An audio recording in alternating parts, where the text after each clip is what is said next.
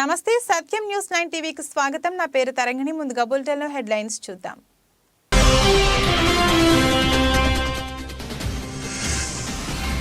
జపాన్లో 155 సార్లు కంపించిన భూమి, 8 మంది మృతి.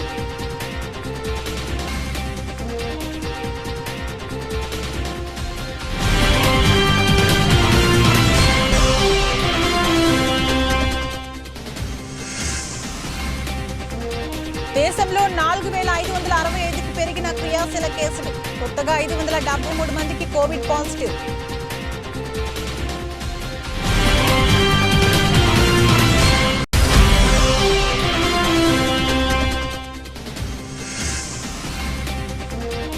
ఆధార్తోనే ఉపాధి హామీ వేతన చెల్లింపులు. కొత్త ఏడాది క్రూరమైన కానుకని విపక్షం మండిపాటు.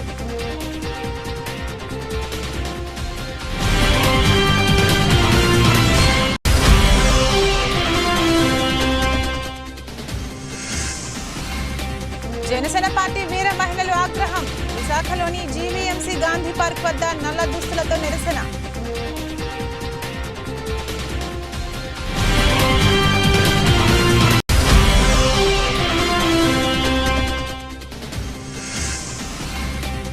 భారతదేశ ప్రధాన న్యాయమూర్తి చేసిన వ్యాఖ్యలను వ్యతిరేకిస్తున్నాం. సిపిఐ జాతీయ కార్యదర్శి నారాయణ.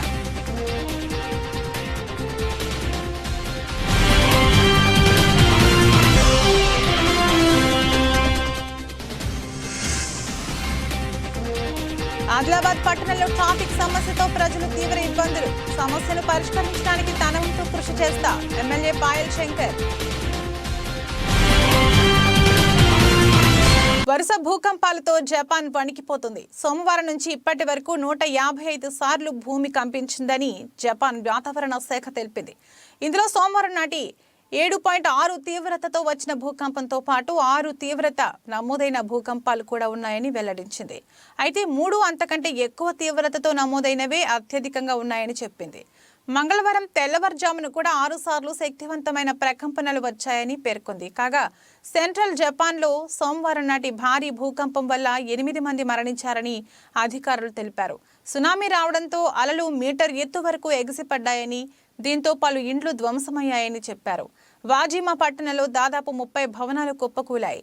విద్యుత్ సరఫరా నిలిచిపోవడంతో 32,700 మందికి పైగా నివాసితులు అంధకారంలోనే ఉండిపోయారని అధికారులు చెప్పారు. ఇషికావా తీరంలో అలలు విరుచుకుపడ్డాయి. భారత్లో కరోనా వైరస్ వ్యాప్తి కొనసాగుతోంది. తాజాగా 500కు పైనే కొత్త కేసులు నమోదయ్యాయి. కేంద్ర వైద్య ఆరోగ్య శాఖ వెల్లడించిన వివరాల ప్రకారం సోమవారం ఉదయం 8 గంటల నుంచి మంగళవారం ఉదయం 8 గంటల వరకు 24 గంటల వ్యవధిలో 573 కరోనా కేసులు బయటపడ్డాయి.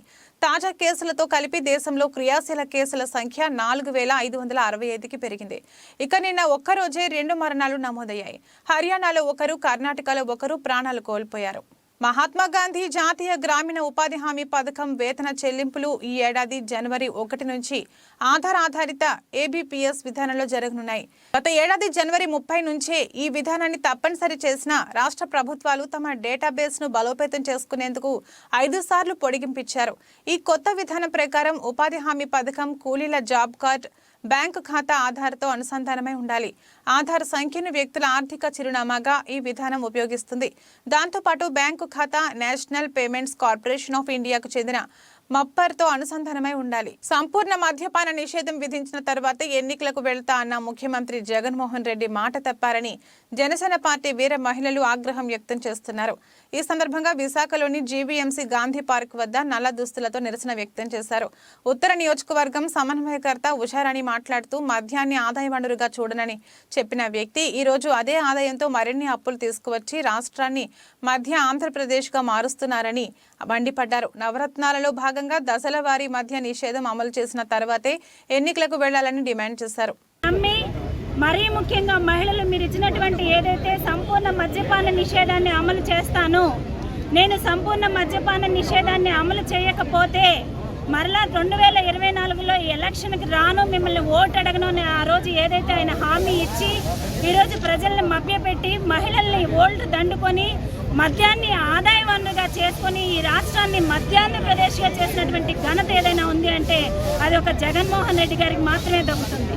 మరి ఏదైతే ఇంకొక అడుగు ముందుకేసి మద్యాన్ని ఆదాయ వనరుగా చూడనని చెప్పినటువంటి వ్యక్తి మద్యాన్ని ఆదాయ వనరుగా చూసి మద్యం మీద వస్తున్నటువంటి ఆదాయం మీద మరలా ఇంకా అప్పులు తీసుకొస్తున్నారంటే ఈయన మద్యాన్ని ఏరులై పారిస్తున్నటువంటి వైన్ ఒకసారి అర్థం చేసుకోవాల్సినటువంటి పరిస్థితి.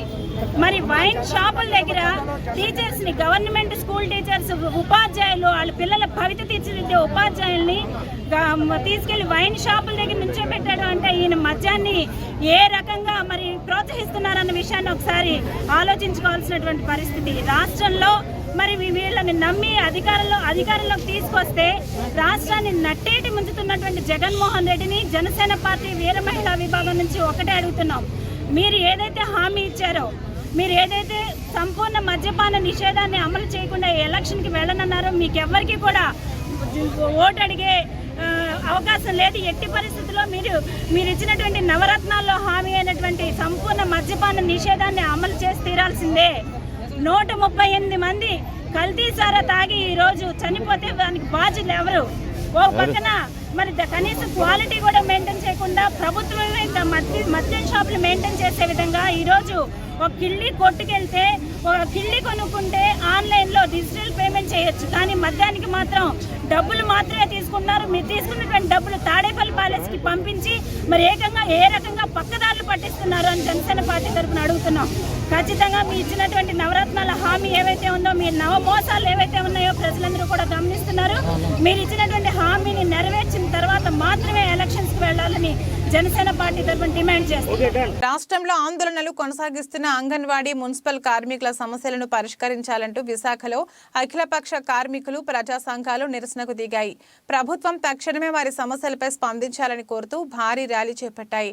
అనంతరం జీవీఎంసీ గాంధీ విగ్రహం వద్ద ధర్నా చేపట్టి ప్రభుత్వ తీరును ఎండగట్టారు.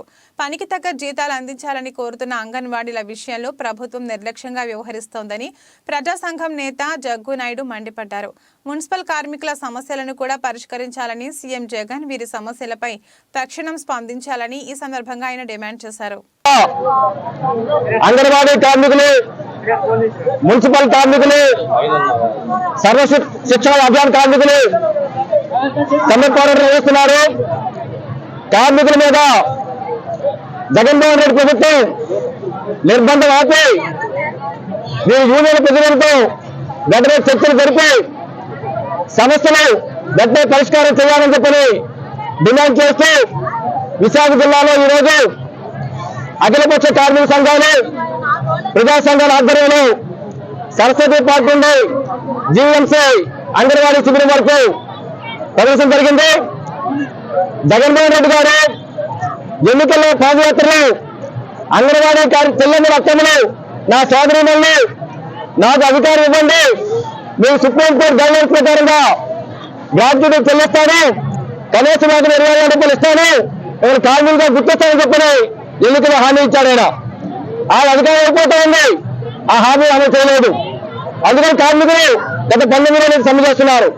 సమ్మె చేస్తే బాధ్యతగా ముఖ్యమంత్రి అయితే యూనియన్ ప్రజలతో చర్చలు జరిపి సమస్య పరిష్కారం చేయాలి. అలా కాకుండా అంగన్వాడీ తాళాలు పగలగొట్టి సచివాలయ సిబ్బందితో ఈరోజు కార్యక్రమాలు నిర్వహిస్తూ ఉన్నారు. ఇది దుర్మార్గం విషయం. మేము తీవ్రంగా ఖండిస్తూ ఉన్నాం. మున్సిపల్ కార్మికులకు హామీ ఇచ్చాము, నేను కాంట్రాక్ట్ అవుట్సోర్సింగ్ సిస్టాన్ని రద్దు చేస్తాం, సమావేశం చెల్లిస్తానని చెప్పి పర్మిట్ చేస్తానని హామీ ఇచ్చాం. మాట తప్పని మనం తప్పి ఉన్నాం. మాట తప్పి మనం తప్పి ఈరోజు మున్సిపల్ కార్మికుల సమస్య పరిష్కారం చేయట్లేదు. కార్మికులు ఆందోళన చేస్తుంటే పోటీ కార్మికులు తీసుకొచ్చి ఆ కార్యక్రమం చేస్తావా? నాయకుల్ని దుర్వినియోగం చేస్తావా? కార్మికుల్ని అరెస్టు చేసి పోలీసులు నిర్బంధిస్తావా? జగన్మోహన్ రెడ్డి గారు ఒక విషయం చర్చించుకున్నాం. ఏ ప్రభుత్వమైనా, ఏ పాలకులైనా కార్మికుల మీద, ప్రజల మీద నిర్బంధం ప్రయోగించి బట్టకట్లేదు, అధికారం వెళ్ళిపోలేదు. కాబట్టి ఈ నిర్బంధించిన విధాన్ని రాబోయి కార్మిక సంస్థలు పరిష్కారం చేయకపోతే ఖచ్చితంగా మీరు ప్రతిపక్షంలో కూర్చోవలసిన పరిస్థితి వస్తుందని చెప్పి మేము హెచ్చరించుకున్నాం. ఇప్పటివరకు మీరు వెంటనే స్పందించి ఈ కార్మిక సంస్థలను పరిష్కారం చేయాలి. ఈ కార్మికులు ఉన్నాయి, అంగన్వాడీ కార్మికులు, మున్సిపల్ కార్మికులు, సరస్వతి కార్మికులు విడివిడిగా లేరు. జిల్లాలో అన్ని కార్మిక సంఘాలు, ప్రజా సంఘాలు మీ వెంట ఉన్నాయని చెప్పి తెలియడం కోసం సంఘీభావ కార్యక్రమాన్ని నిర్వహిస్తున్నాం. మీరు వెంటనే సమస్య పరిష్కారం చేయాలని చెప్పి మీరు డిమాండ్ చేస్తా ఉన్నాం. నూతన సంవత్సరం వేళ ఆలయాలు భక్తులతో కిటకిటలాడాయి. విశాఖలోని ఆశీల్ మెట్ట సంపత్ వినాయగర్ ఆలయంలో తెల్లవారుజాము నుంచే భక్తులు పెద్ద సంఖ్యలో చేరుకుని ప్రత్యేక పూజలు నిర్వహించారు. ఈ నూతన సంవత్సరంలో కుటుంబ సభ్యులతో సుఖ సంతోషాలతో ఉండాలని దేవుడికి ప్రార్థించారు. ఈ సందర్భంగా నూతనంగా వాహనాలు కొనుగోలు చేసిన వారి వాహనాలతో ఆ ప్రాంతం రద్దీగా మారింది. భక్తులు అధిక సంఖ్యలో రావడంతో దేవాదాయ శాఖ అధికారులు అందుకు తగ్గ ఏర్పాట్లు అన్నీ చేసి దర్శనానంతరం భక్తులకు ఉచితంగా ప్రసాదాలను పంపిణీ చేశారు.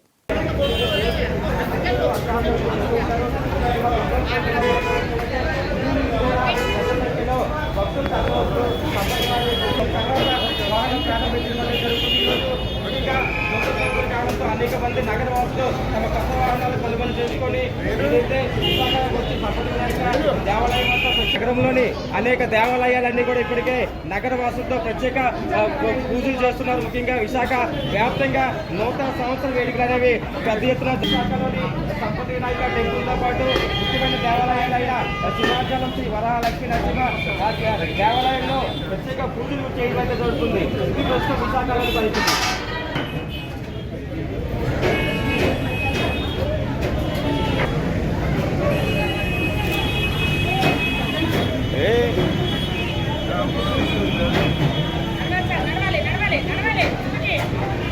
భారతదేశ ప్రధాన న్యాయమూర్తి చేసిన వ్యాఖ్యలను వ్యతిరేకిస్తున్నామని సిపిఐ జాతీయ కార్యదర్శి నారాయణ అన్నారు. భారత ప్రధాన న్యాయమూర్తి గారు నిన్న ఒక ప్రకటన చేశారు. దాన్ని మేము విభేదిస్తూ ఉన్నాం. ఒకవైపున ఈ బాబ్రీ మసీద్ కూలగొట్టింది ఎవరో అందరికీ తెలుసు. ప్రపంచం దేశం మొత్తం సినిమాలాగా చూశారు. అట్లాంటి బాబ్రీ మసీద్ కేసు 5 మంది జడ్జి కేసు తీర్పిచ్చారు. న్యాయమైన తీర్పడతారు. ఎట్లా న్యాయమైన తీర్పుతుంది?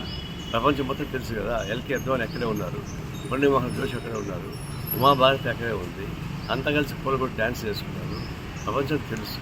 తెలిసినా కూడా కొన్ని దోషులను గుర్తించడంలో నిరాకరించి దాన్ని తీర్పు ఇచ్చారు. ఆ తీర్పుని తీర్పు అని చెప్తారు. ఆ తీర్పు సార్ ఎక్కడున్నారు? తీర్పు ఇచ్చిన ఒక ఆయనేమో రాజ్యసభలో ఉన్నాడు, ఇంకొక ఆయనేమో ఆంధ్రప్రదేశ్ గవర్నర్గా ఉన్నాడు. ఇది క్రిప్టో కింద లెక్క. అది న్యాయమైన తీర్పుని అంటే చెప్తారు మీరు. లేదా మసీదు కూలగొట్టే రామాలయం కట్టారు.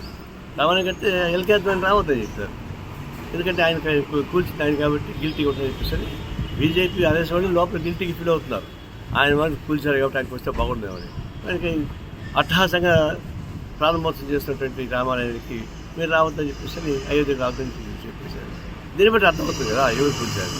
కాబట్టి న్యాయ వ్యవస్థ లేకుండా పోవడం విచారకరంగా ఉంది. ఉన్నది చెప్పాలి. తర్వాత మాకు సంతృప్తి అవసరం మనం చూసుకోవచ్చు.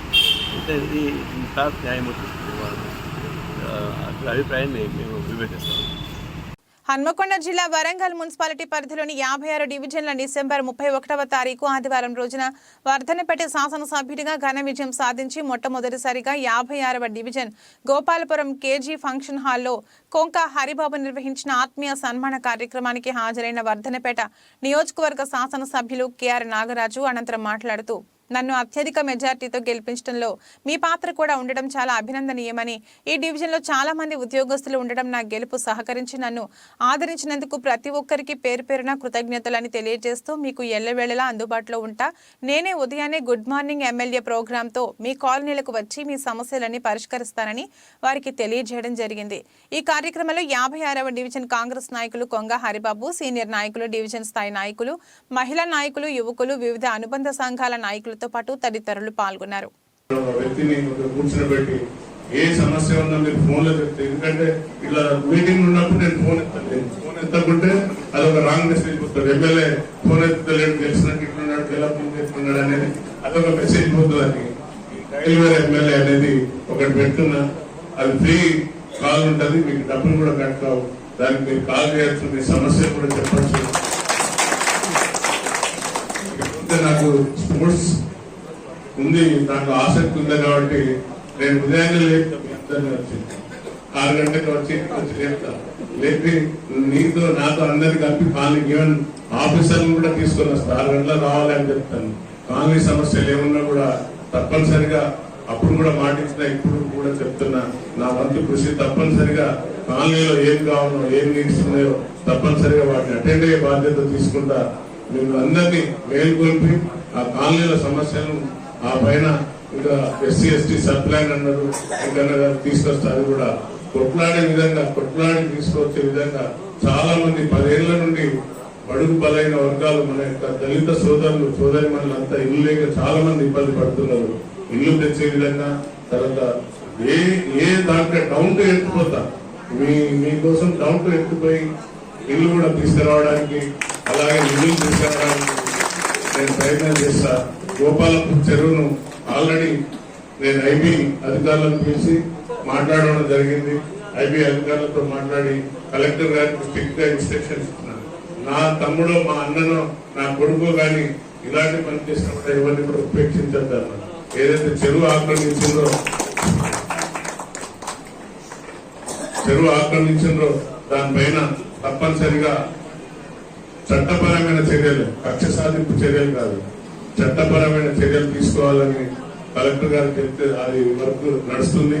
అతి త్వరలో దానికి ఏదైతే క్యాచ్మెంట్ ఏరియా కాకుండా ఇప్పుడు ఉన్న ఏరియానే మనం కాపాడే విధంగా ఫెన్సింగ్ చేసే విధంగా చెప్పినాను. అది బహుశా ఈ మన గ్రామ ఈ ప్రజాపాలన వచ్చింది కాబట్టి కొంచెం పోస్ట్పోన్ అయింది.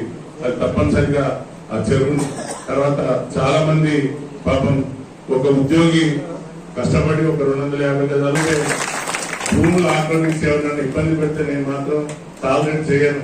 కఠినంగా ఏదైతే మనం చట్ట ప్రకారమే చేస్తాం తప్ప ఇల్లీగల్ చేయనని కూడా మీకు మాటిస్తున్నా. అలాగే మీరు చూసింది ఇంకా చట్టసభల్లో వాళ్ళు మేము ఓడిపోలేదు మీకు తెలిసినట్టే భావిస్తున్నారు. రేవంత్ అని ఒక్కటే చెప్పిన ముఖ్యమంత్రి, మిమ్మల్ని అరెస్ట్ చేయం, మార్షల్తో ఎత్తుకపోయి బయటపడేయం, మీరు వినాలే, ప్రజలకు సమాధానం చెప్పాలి, మీరు ఇక్కడనే కూర్చోవచ్చు. లేక ధర్నా చౌక్ కూడా ఓపెన్ చేయించండు. ధర్నా చౌక్ దగ్గర మీరు ధర్నా చేయాలి, ప్రజల కోసం మీరు ఏం చెప్తారో చెప్పాలి అని ఆయన స్పష్టంగా చేసిండు. ఇక చూస్తే మీ అందరికీ తెలుసు మనం తెలంగాణ సాధించిన దేనికోసం, నీళ్లు నిధులు నియామకాలనేటువంటి మనం తెచ్చుకున్నాం. కానీ దురదృష్టకరం ఆంధ్రపాలన దోసుకపోయిందో లేదో కానీ ఇప్పుడు జరిగిన ధ్వంసం అయితే చాలా భారీగా ఉంది సార్. మీ అందరికీ ప్రొఫెసర్లకు తర్వాత చాలా మంది చదివిన వాళ్ళందరికీ తెలుసు చాలా ధ్వంసమైంది. అసలు ఏ కారణంలో కూడా ఒక పైసా లేకుండా చేసింది. అప్పు చెప్పు మళ్ళీ అప్పు చేసింది. ఇప్పుడు మనం మన స్థితిగతులను చూసుకొని మనం అప్పు చేస్తాం. ఆ అప్పును ఎట్లా కట్టాలని ఆలోచిస్తాం. ఆ అప్పును కూడా తీర్చేదానికి మళ్ళీ అప్పు తీసుకొచ్చినట్టు మీరు ఆలోచించండి. సరే అప్పులు చేసిందా ఎవరికైనా ఇందిరమ్మ ఇల్లు ఇచ్చిందా, సరే డబుల్ బెడ్రూమ్ ఇచ్చిందా, లేకుంటే ఎవరికైనా ఉద్యోగాలు ఇచ్చిందా? చివరికి మా ఉద్యోగస్తులకు కూడా 15వ తారీఖు వరకు కూడా జీతాలు వస్తుంది.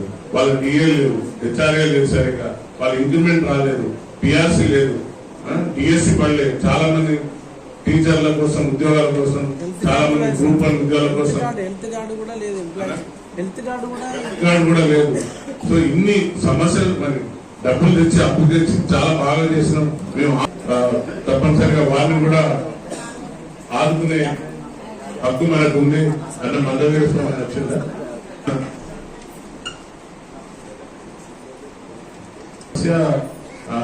ఏది పర్యటన ఏమంటారు, సమాధుల తోట కావాలి. తర్వాత ఏదైతే కాలనీ పిలుస్తారు, కాలనీ కమిటీ పెద్దలు ఎవరైతే వచ్చిందో వాళ్ళ సార్కి ఒకసారి కలిసి వారు పుస్తకం కూర్చోబెట్టి సన్మానం చేయవలసిందిగా కోరుతున్నాను. మొదటగా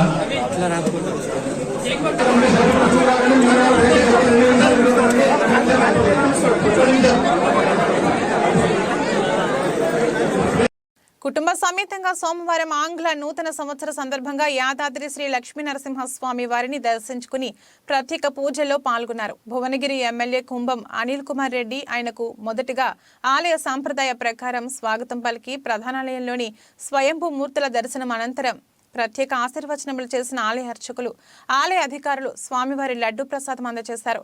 అనంతరం మీడియాతో మాట్లాడుతూ నూతన సంవత్సరం సందర్భంగా స్వామివారిని మిత్రులు, కాంగ్రెస్ నాయకులతో కలిసి దర్శించుకుని యాదాద్రి భువనగిరి జిల్లా ప్రజలు సుఖ సంతోషాలతో ఉండాలని, స్వామివారి ఆశీస్సులు అందరిపై ఉండాలని కోరుకున్నట్లు తెలిపారు. సంక్షేమం, అభివృద్ధి సమపాళలో ఉండాలని, కాంగ్రెస్ ఈ నూతన ప్రభుత్వం ముఖ్యమంత్రి రేవంత్ రెడ్డి నాయకత్వంలో సంక్షేమ ఫలాలు అందరికీ అందాలని స్వామివారిని కోరుకున్నట్లు తెలిపారు. నమస్కారం. ఈరోజు ఇక్కడ యాదాద్రి శ్రీ లక్ష్మీ నరసింహస్వామి దర్శనం కుటుంబ సమేతంగా మా మిత్రులు, సహచరులు, కాంగ్రెస్ నాయకులు అందరం కూడా ఇక్కడ దర్శనం చేసుకున్నాం. ఆ స్వామివారి ఆశీస్సులు తీసుకున్నాం. ఈ నూతన సంవత్సరం అంతా అందరూ యాదాద్రి భువనగిరి జిల్లా మొత్తం భువనగిరి నియోజకవర్గ ప్రజలు అందరం కూడా సుఖ సంతోషాలతో ఉండాలి. ఆ స్వామివారి ఆశీస్సులు మెండుగా ఉండాలని కోరుకుంటూ అన్ని వర్గాల ప్రజలకు మరి అందరూ బాగుండాలి, సుఖ సంతోషాలతో ఉండాలి. సంక్షేమం, అభివృద్ధి సమపాలలో ఈ కొత్త ప్రభుత్వం, కాంగ్రెస్ ప్రభుత్వం, ముఖ్యమంత్రి రేవంత్ రెడ్డి గారి నాయకత్వంలో మరి ఈ రాష్ట్రం మొత్తం కూడా మన జిల్లా అంతా కూడా అందరికీ అన్ని సంక్షేమం, అభివృద్ధి ఫలాలన్నీ కూడా అందరికీ అందాలని అందరికీ మరొకసారి నూతన సంవత్సర శుభాకాంక్షలు తెలుపుతాము. నమస్కారం. గ్రేడ్ 1 మున్సిపాలిటీ అయిన ఆదిలాబాద్ పట్టణంలో ట్రాఫిక్ సమస్యతో ప్రజలు తీవ్ర ఇబ్బందులు ఎదుర్కొంటున్నారని, ఆ సమస్యను పరిష్కరించడానికి తన వంతు కృషి చేస్తానని ఎమ్మెల్యే పాయల్ శంకర్ అన్నారు. మంగళవారం మధ్యాహ్నం 12 గంటలకు పట్టణంలోని ప్రధాన వీధుల గుండా మున్సిపల్ పోలీస్ సిబ్బందితో కలిసి ఆయన పాదయాత్ర చేపట్టారు. వీధి వ్యాపారులకు ప్రత్యామ్నాయ స్థలంతో పాటు పార్కింగ్ స్థలాన్ని పరిశీలించి ట్రాఫిక్ సమస్యను పరిష్కరిస్తామన్నారు. ఈ కార్యక్రమంలో municipal commissioner Shailaja, traffic CI Pranay Kumar, 1వ పట్టణ సిఐ సత్యనారాయణ, మున్సిపల్ అధికారులు, బీజేపీ నాయకులు తదితరులు పాల్గొన్నారు. మున్సిపాలిటీగా ఉన్నటువంటి ఆదిలాబాద్ అన్ని రకాలుగా బాగుండాలని, ఆదిలాబాద్ మున్సిపాలిటీలో ఉన్నటువంటి సమస్యలన్నీ కూడా పరిష్కారం చేయాలన్నటువంటి ఆలోచనతో ఇటు ట్రాఫిక్ పోలీస్ అధికారులతో, అదేవిధంగా మున్సిపల్ అధికారులతో, మున్సిపల్ ఇంజనీర్లతో, మిగతా రెవెన్యూ సిబ్బందితో ఆదిలాబాద్ పట్టణంలో ఉన్నటువంటి ట్రాఫిక్ సమస్య ఉన్నటువంటి కూడళ్ళన్నీ కూడా ఈరోజు పాదయాత్ర ద్వారా నడుచుకుంటూ ఆ యొక్క ప్రాంతాలన్నీ కూడా పరిశీలించడం జరిగింది. ప్రధానంగా ఆదిలాబాద్లో ఉన్నటువంటి మున్సిపాలిటీలో ఉన్నటువంటి ట్రాఫిక్ సమస్య పరిష్కారం చేయాలా. ఈ ట్రాఫిక్ సమస్య అనేది అందరికీ ఉన్నటువంటి సమస్య, ఏ ఒక్కరి సమస్య కాదు. ఏదైనా ఎమర్జెన్సీ ఉన్నప్పుడు, రేపు గుండెనొప్పి, ఇంకేదో విషయం మీద ఆసుపత్రి వెళ్ళాలన్నా కూడా ట్రాఫిక్ సమస్య మధ్యన ఉంటే, ట్రాఫిక్ అడ్డం ఉండి పోలేనటువంటి పరిస్థితి అంబులెన్స్లకు ఉంటే ప్రాణాలు పోయినటువంటి సందర్భాలు కూడా అనేక మనం చూసాం. అందుకే ఇక్కడ ఉన్నటువంటి ట్రాఫిక్ సమస్యను నియంత్రించాలని, అదేవిధంగా ఎవరైతే రోడ్ల మీద చిరు వ్యాపారస్తులు ఉన్నారో వాళ్ళకు కూడా ప్రత్యామ్నాయం ఏ రకంగా చేస్తే బాగుంటుందో అని అధికారులందరితోనే ఒక తొందరలోనే ఒక సమావేశం ఏర్పాటు చేసుకొని ఆ రకంగా ఉన్నటువంటి వీధి వ్యాపారస్తులు ఎందరున్నారు వాళ్ళకు ప్రత్యామ్నాయ ఏర్పాట్లు ఏం చేస్తే బాగుంటుంది, ఆదిలాబాద్ మున్సిపాలిటీలో ఉన్నటువంటి ప్రభుత్వ స్థలాలు ఆధీనంలో ఎన్ని ఉన్నాయి, వాటిని పార్కింగ్ కొరకు ఏ రకంగా ఉపయోగించగలుగుతాం, ఇవన్నింటినీ కూడా అధికారులతో, అదేవిధంగా మున్సిపల్ సమావేశంలో కూడా త్వరలోనే ఒక ప్రత్యేకమైన సమావేశాన్ని ఏర్పాటు చేసి ఆ యొక్క సమావేశంలో కూడా చర్చించే విధంగా ప్రయత్నం చేస్తాం. నూతన సంవత్సరానికి రూపాయి నష్టాలతోనే స్వాగతం పలికింది. ఫారెక్స్ మార్కెట్లో డాలర్తో పోల్చితే రూపీ మారకం విలువ సోమవారం మరో 5 పైసలు క్షీణించింది. ఉదయం ట్రేడింగ్ ఆరంభం నుంచి నేల చూపుల్ని చూసిన రూపాయి చివరిదాకా అదే తీరును కనబరిచింది. ఈ క్రమంలోనే 83.21 వద్ద ముగిసింది. దేశీయ స్టాక్ మార్కెట్లు స్వల్ప లాభాలతోనే సరిపెట్టడం, దిగుమతిదారుల నుంచి డాలర్లకు డిమాండ్ పెరగడం రూపీ వాల్యూని దిగజార్చిందంటూ ట్రేడింగ్ సరళిని ఫారెక్స్ ట్రేడర్లు విశ్లేషిస్తున్నారు. గత ఏడాదికి ట్రేడింగ్ చివరి రోజైన శుక్రవారం రూపాయి మారకం విలువ 4 పైసలు కోలుకుని 83.16 వద్ద స్థిరపడిన విషయం తెలిసిందే. అయితే సోమవారం ఆ లాభాలు కాస్త ఆవిరైపోయాయి. భారతీయ క్యాపిటల్ మార్కెట్ల నుంచి విదేశీ సంస్థాగత మదుపరులు FII సోమవారం 855.80 కోట్ల విలువైన షేర్లను అమ్మేసుకున్నారు. ఇది కూడా రూపీని ప్రభావితం చేస్తుందన్న అభిప్రాయాలు గట్టిగా వినిపిస్తున్నాయి. స్వదేశంలో ఆస్ట్రేలియాతో జరుగుతున్న వన్డే సిరీస్ ను ఇప్పటికే కోల్పోయిన భారత మహిళల జట్టు ఇక చివరి మ్యాచ్లోనైనా నెగ్గి పోరాట పటిమ కనబరచాలని చూస్తుంది. తొలి మ్యాచ్లో కంగారులకు పోటీనివ్వలేకపోయిన హర్మన్ ప్రీత్ బృందం రెండో వన్డేలో విజయానికి చేరువగా వచ్చి విఫలమైంది.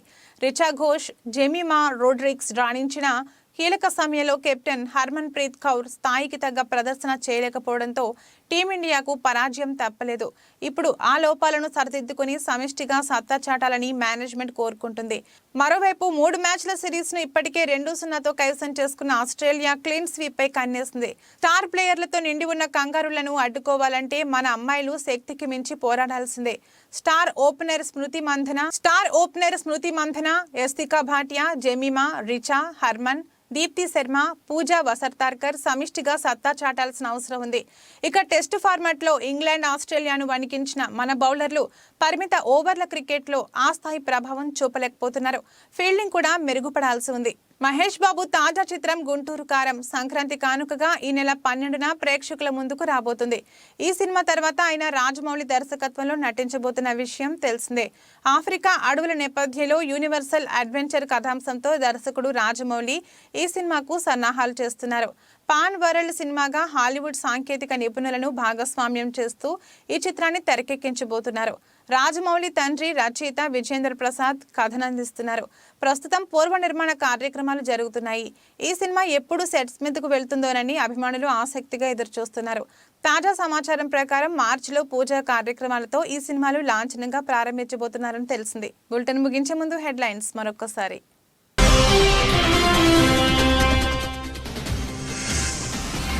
జపాన్లో 155 సార్లు కంపించిన భూమి, 8 మంది మృతి.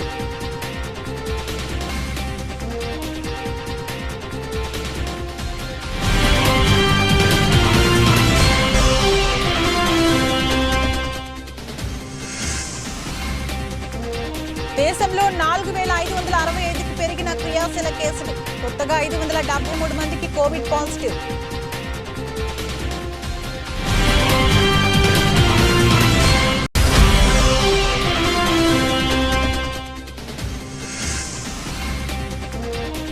ఆధార్తోనే ఉపాధి హామీ వేతన చెల్లింపులు. కొత్త ఏడాది క్రూరమైన కానుకని విపక్షం మండిపాటు.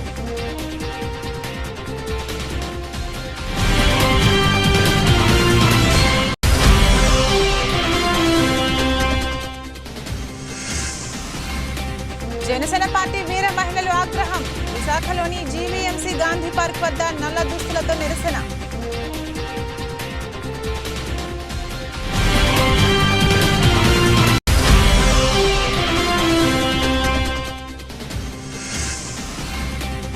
భారతదేశ ప్రధాన న్యాయమూర్తి చేసిన వ్యాఖ్యలను వ్యతిరేకిస్తున్నాం. సిపిఐ జాతీయ కార్యదర్శి నారాయణ.